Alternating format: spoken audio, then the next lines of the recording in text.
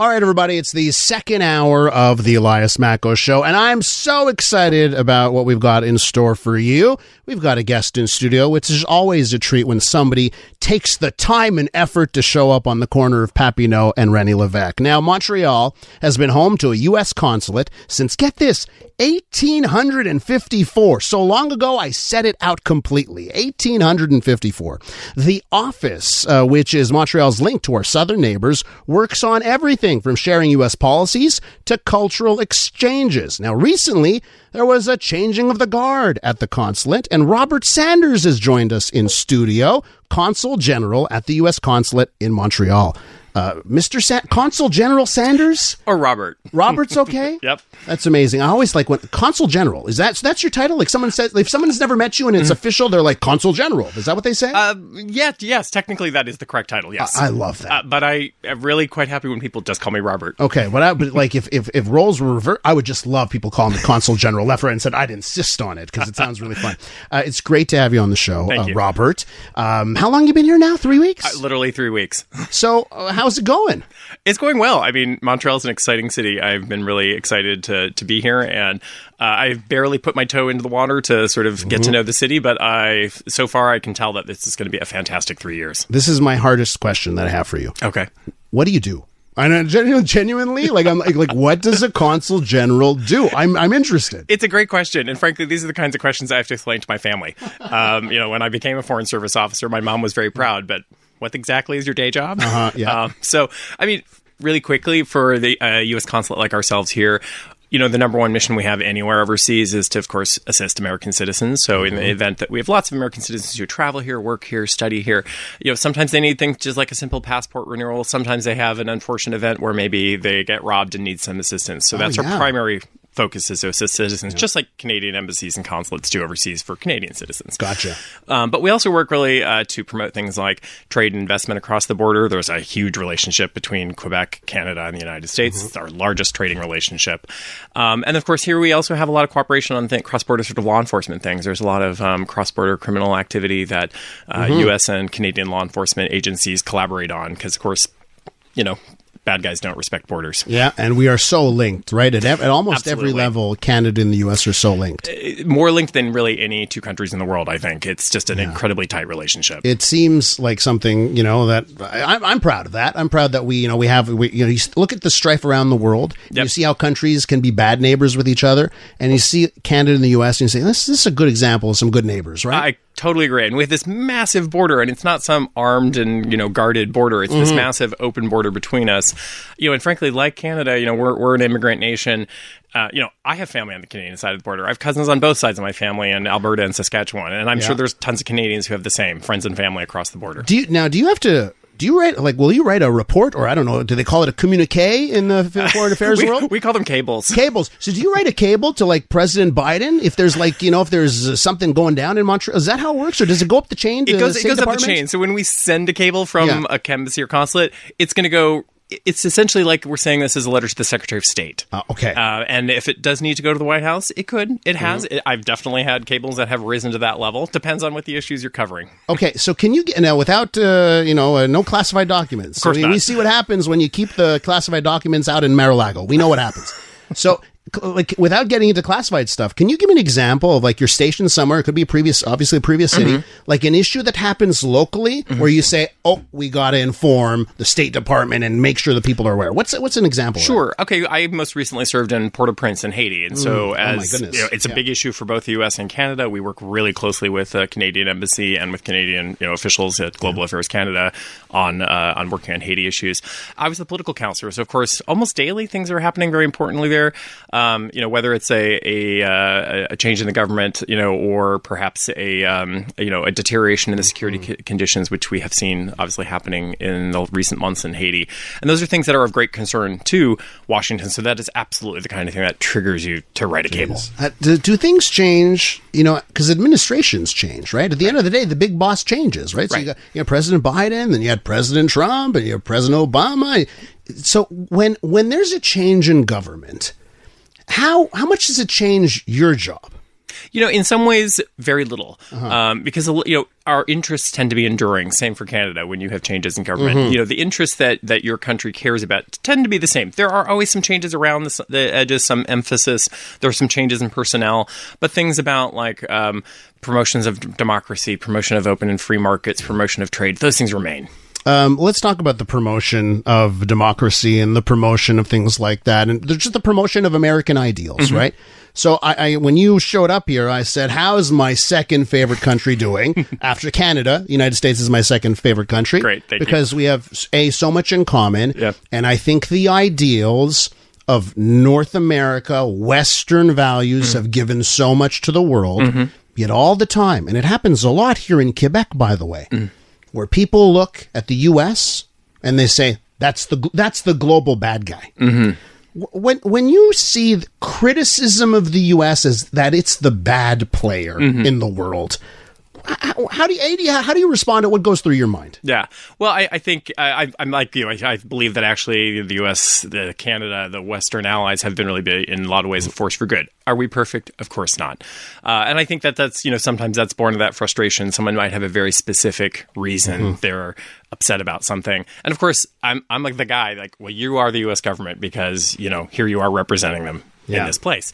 But really, I really try to kind of, give an evidence-based answer and really talk about the things that are really important. And the fact that, like, hey, your criticism of me is great. And in my society, that is encouraged. And we protect that right for you to say that. And frankly, democracies have created this space for people to flourish, to have both personal and economic and social freedoms. Yeah.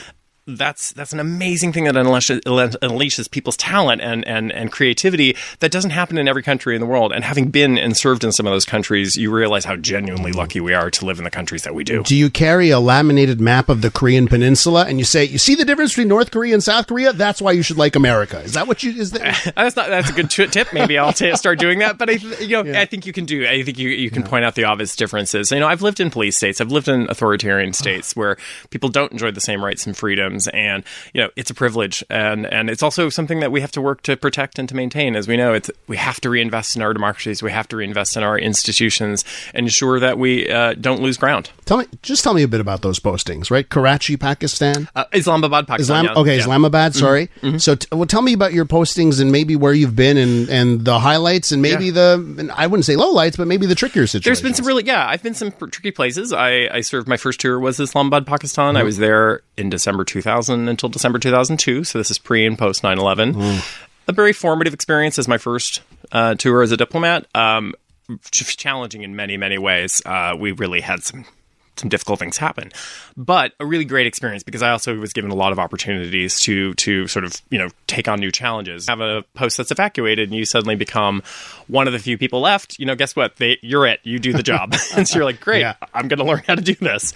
I also served in Lebanon, Beirut, which is a fantastic, interesting, fascinating country, lots of challenges, but, really interesting, diverse society, complex history, but also things that, warm, friendly people, fantastic history, culture, fantastic cuisine. So that was really a great assignment. I also served embedded with a military team as a civilian in Afghanistan, in a quite violent province in southeastern Afghanistan.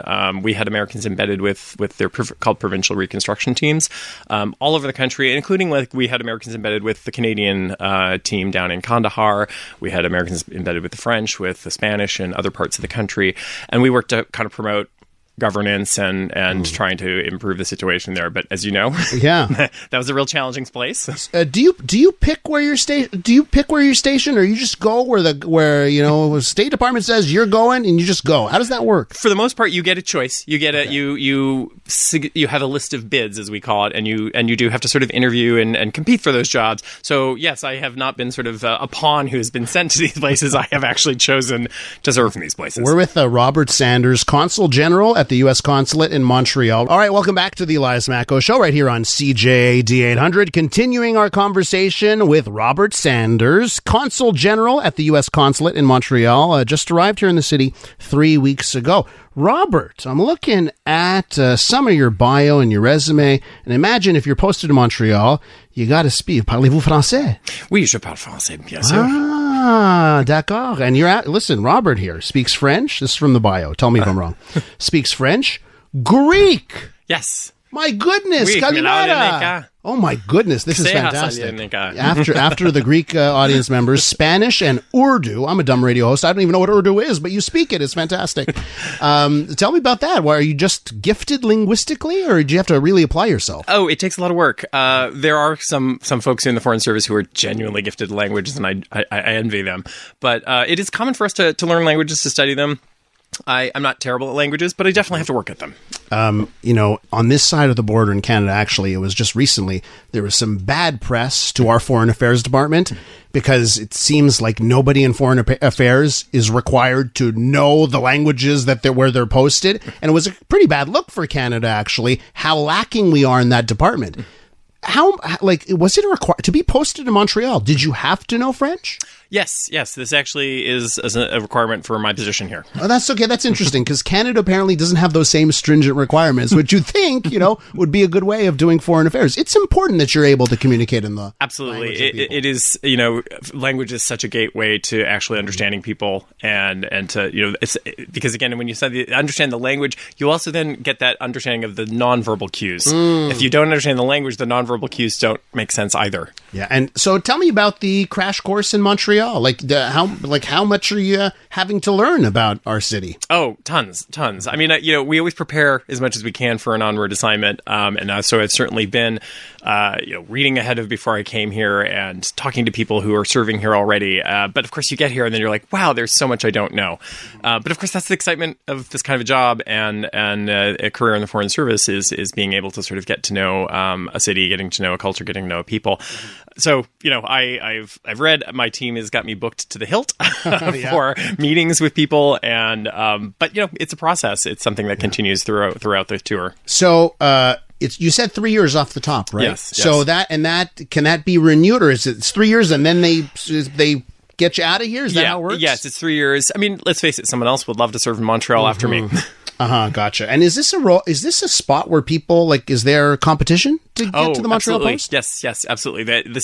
Let's face it, it's a desirable city to live in. Yeah. And I feel really privileged to come and serve here. Okay, one thing I wanted to bring up, looking at your bio and stuff about you. So you're an active member of GLIFAA+, which is Gays and Lesbians in Foreign Affairs Agencies. Yes. And so I saw that, and I looked at some of your other postings, right? You're in Islamabad. Yeah.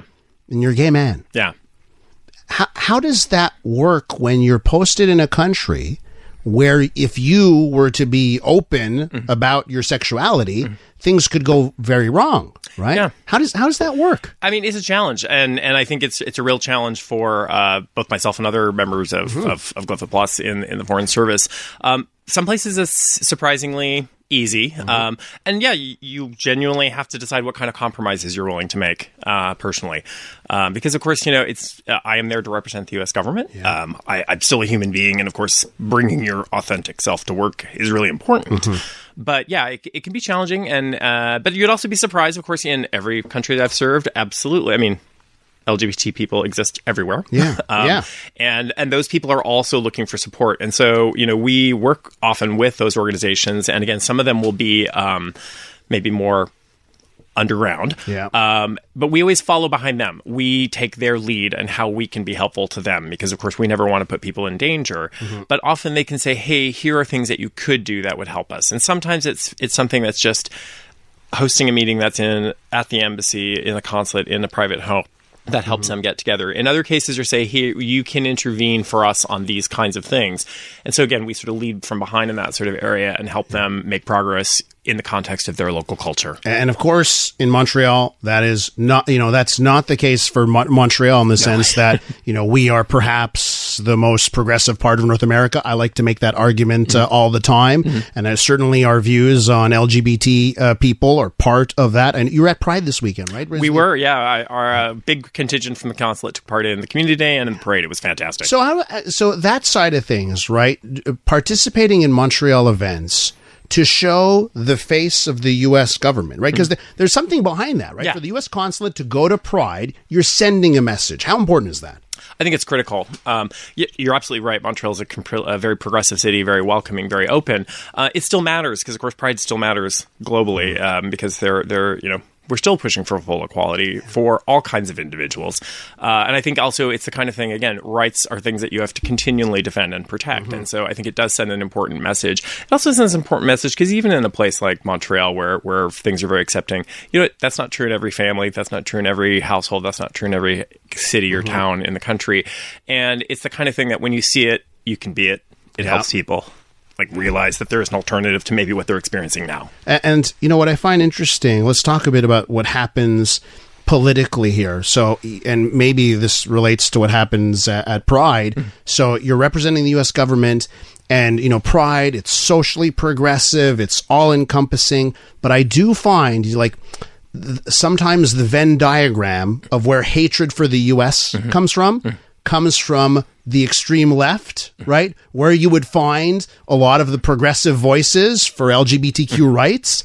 So I was just wondering, because sometimes that, the U.S. in left circles, like we were mentioning off the top, people who say the U.S. is the bad actor. So how do you balance that stuff out, right? Because, the U.S. seems to get it from all sides, but now I see more and more in this country. Where do I see politically the political parties here who would love to bash Western ideals and U.S. ideals? Politically here in this country, it happens on the left, right? So how do you balance that out? Well, I mean, as you say, we can get attacks from everywhere. I think that is one of the things we recognize. We're a very dominant country, and so it's an easy target. I think that, again, it always comes back to just trying to be fact-based and come back with evidence. Again, no one's going to argue that the United States is perfect because no country is. But, I really think that when you think about the quote from Martin Luther King about the arc of history bends towards justice. It just may take some time to get there. I'm paraphrasing kind of badly there, but it's exactly true. I think the story of the United States is a story, and I think it's similar in Canada. I think it's similar in most democracies. These are stories where the progress is there. It is happening. There is backsliding. It's imperfection. It hasn't arrived for everyone, but it is still a story of, as we say in our Constitution, a more perfect union. We're striving always to have a more perfect union.